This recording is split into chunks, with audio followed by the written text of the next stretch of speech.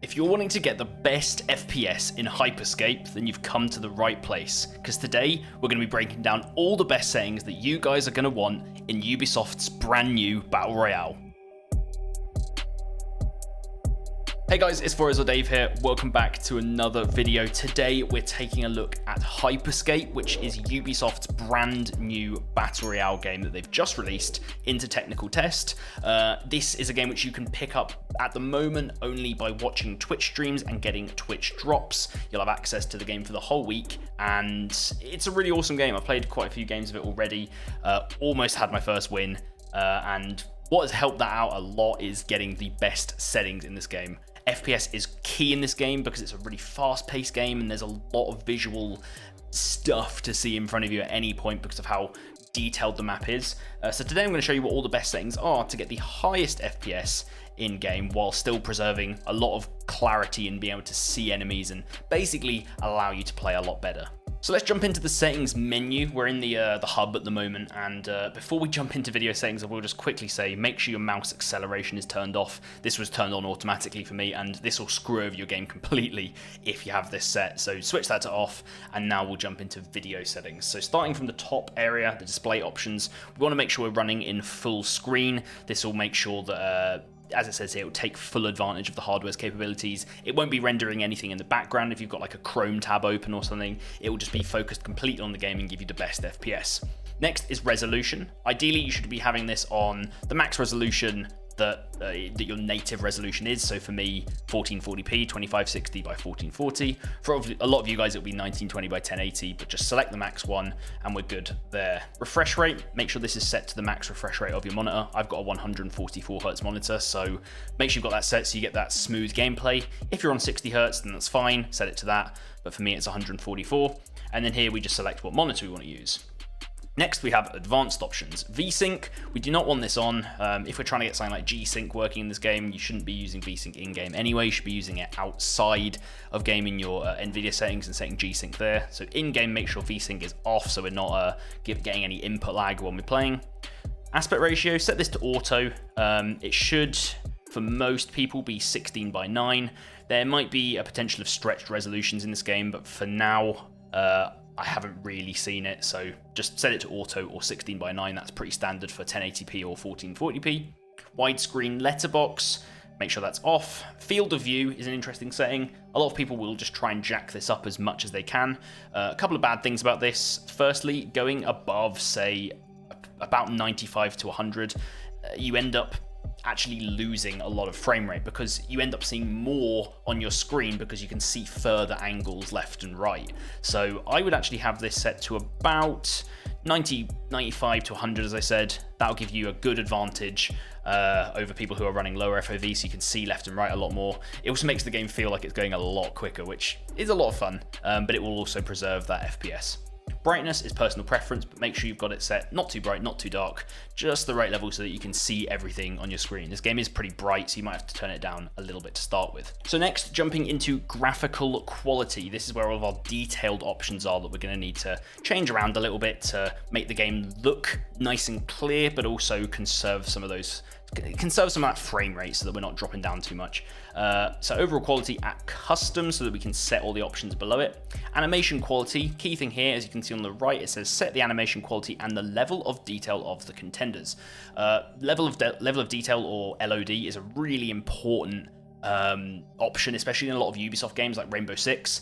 It determines how detailed all of the enemy players are that you see in the game, and in a game like a BR where you're fighting enemies from quite far away, having that level of detail a bit up, it's a good reason to have it on. And even if you're going to lose a bit of FPS, you need to see those enemies. So make sure you've got this on at least medium. I'm going to play around with this setting a little bit more and see exactly how it affects the game, but medium for me works well at the moment. Anti-aliasing quality, turn the anti-aliasing off. If you're someone who can't stand having all those jaggies in game and you want a bit of anti-aliasing on, then I would recommend trying TXAA. It doesn't have too much of an effect on your FPS. It will drop it a little bit, but it's a lot better than FXAA, because all FXAA does is blur your whole game, which isn't good. You want to maintain your sharpness, so TXAA. Don't try going for 2 times or 4 times. It's going to kill your game, kill your FPS. I'm just running it at none at the moment because I don't mind all those jagged edges. Atmospheric quality, I've just turned this to very low. I don't want any atmospheric effects getting in the way, just destroying the clarity of the game, and also it helps with FPS, so just drop that down. Resolution scaling, a lot of you guys will have opened the game and seen that the game looked a bit bad, it looked low quality. This is one of the main culprits. You need to set this to a fixed 100% scaling unless you're having some real issues with your FPS. This will mean that you constantly run at whatever you set as your resolution up here. So my game will constantly run at 1440p and won't downscale. If you're having a load of FPS issues and nothing seems to sort it, then you can drop this down, potentially dynamic, 75% to 100%. That means that under lots of load, under those stressful situations for your PC, it will drop the resolution to 75% of what it was. So it can be a nice little kind of cushion, but I would recommend, if you can, keep it on fixed 100%. Geometry quality, this is another one I like to actually have higher up. I'm going to put this on medium, shouldn't have been on high. We'll just set that there, that's fine. So having this set on medium means that you maintain that level of detail of world objects, things like windows, things like edges where enemies might be standing. It gives you a better idea of where you're jumping to when you're moving quite quickly in a game like this. So kind of similar to the level of detail option above, the animation quality, I'd recommend having this on at least medium, just so you don't kind of gimp yourself in those fights which you're having. Next is the frame rate quality. We want to make sure that this is the highest it can go. I'm not exactly sure what match monitor means, because to me that means that it would match whatever my monitor frame rate is, which would be 144 Hertz. I don't want that, I want it on the highest it can go to, which at the moment appears to be 240. It doesn't have an unlimited option unless there's something in the settings somewhere, or in like a file in like outside of the game. So just set it to 240 for now. Maybe in the future we'll find out you can set it to unlimited. We want the highest FPS possible, so let's not limit it here. And then the last two quality settings we've got here, before we get down to some of these other quality settings, are the lighting and the shadows. I've got both of these on ultra low. I don't want shadows getting in the way. I don't want that clouding where enemies are inside buildings and in the shadows of big tall buildings and such. So put these both on ultra low so you get the best vision possible. Last few settings here, we've got sharpness. I've put this on 75% so I get a sharp image without it being too overly sharp. I've just found that having it on 100% it's a bit too crisp for my liking, and 75% is soft enough while maintaining that sharpness. So I've gone for that. Sound quality, I've put this on high. I haven't exactly seen what the effect of this is, but it says setting the ambient sound distance in the world. So having this higher means you can third-party enemies a lot easier. I've kept this on high for now, but once again, this might be something I increase if it has no effect on my performance. So we'll put it on high for now and see what happens. Next, texture quality. If you want to make the game look prettier, then you can set this higher. This is really down to how much VRAM you have in your system.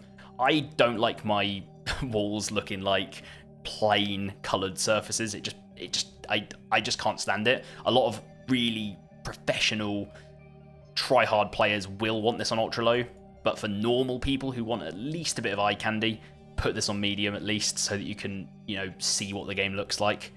It's personal preference. Either shove it on ultra low to get the best performance, or put it on medium if you can afford to because you've got a decent GPU. And lastly, VFX quality. I've got this set to medium as well. I'm not exactly sure what this does a huge amount at the moment, but when it says post effects and VFX quality and distance, I want to be able to see explosions and stuff going off and match them up with the sound so I can tell where enemies are. And there we go, guys. That is all of my settings I'm running at the moment. I'm going to be playing around with these and seeing what improvements I can make, but these at the moment are giving me really, really good performance throughout the games I've been playing and really helping me out not having any issues as I'm playing. This has been FourEyes Dave here, and thanks very much for watching.